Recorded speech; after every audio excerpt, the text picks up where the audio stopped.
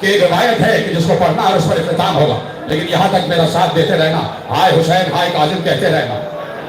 یقیناً بڑی عجیب روایت پڑھنے جا رہا ہوں۔ میں نے پرسوں وعدہ کیا تھا کہ آج یہ روایت پڑھوں گا۔ میں نے ایک روضہ خان سے یہ روایت سنی ہے، روضہ خان سے، اور مولا کے روضہ خان سے، مولا کے مسائل پڑھنے والے سے ایک میں نے روایت سنی جو آپ کے حوالے کر رہا ہوں۔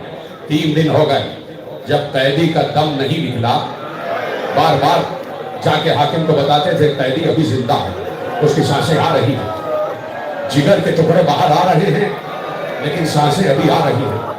حاکم کو غصہ آ گیا، خدا لعنت کرے قاتل موسی کاظم پر غصہ آیا۔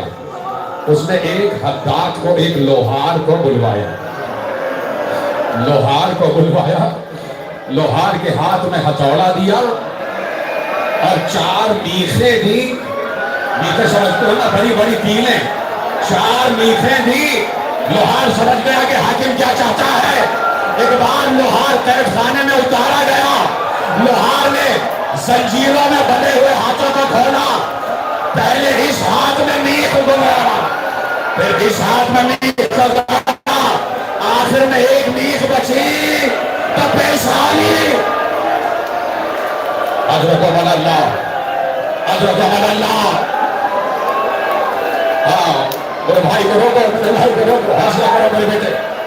بس ایک روایت پڑھنے کی مجھے اجازت دے دینا، جس کے لیے مجھے بانیان نے مجھے حکم دیا ہے۔ ایک شخص بغداد میں عبداللہ نام کا مولا کا چاہنے والا، جب بہت عرصہ ہو گیا اور موسی کاظم کی کوئی خبر نہ آئی، میرے عزیزو جو جہاں بیٹھا ہے وہ وہیں بیٹھا رہے، تو میں چادر زہرا کا واسطہ، اس سے بڑا واسطہ میں نہیں دے سکتا۔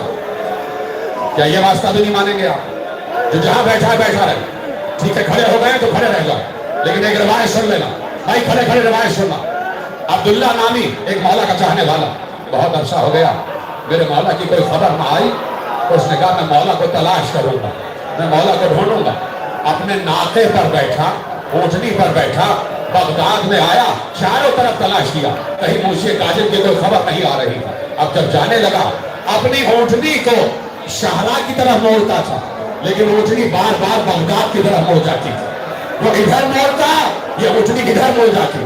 جب بہت دیر ہو گئی اور اونٹنی شاہراہ کی طرف نہیں گئی، تو سمجھ گیا کہ یہ کچھ بتانا چاہتی ہے۔